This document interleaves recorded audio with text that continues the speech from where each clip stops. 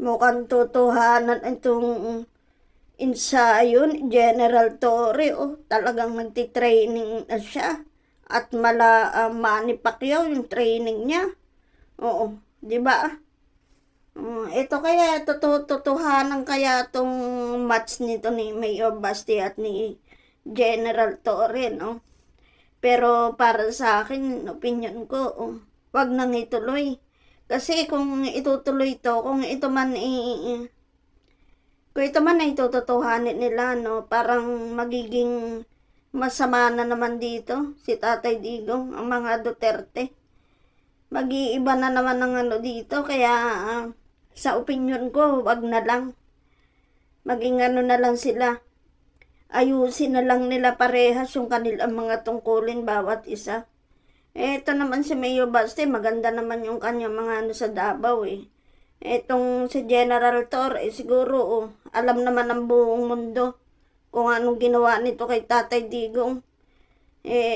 Mahirap na lang din tayong magsalita at naku, alam na natin.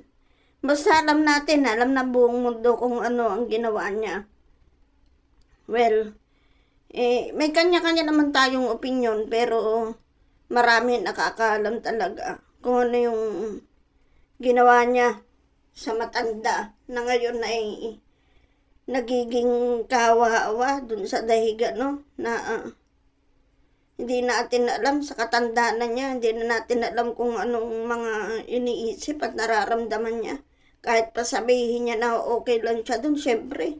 Ayun nga, nakatambay lang tayo dito ng 3 araw na walang nakikintat yun at yun lang, naiinip tayo, yun pa kaya na matanda na. Syempre, mai-stress yun. Hindi lang stress ako, ano-anong maiisip nun, kaya palagay ko siguro, kung ito man ay biro or totoo, wag na lang nilang anuhin. Wag na, yun lang. At saka dito, no, alam naman natin na si General Torre ay talagang matraining yan. Talagang ang mga pulis, grabe ang training nila. At ito namang si Mayor Baste, alam naman natin na kung halimbawa't matutuloy ito, yung galit niya talaga, ibubuhos niya dito. Kaya hindi natin alam kung anong mangyayari. Kaya siguro, opinion ko talaga, wag na lang. Baka may masama pang mangyari.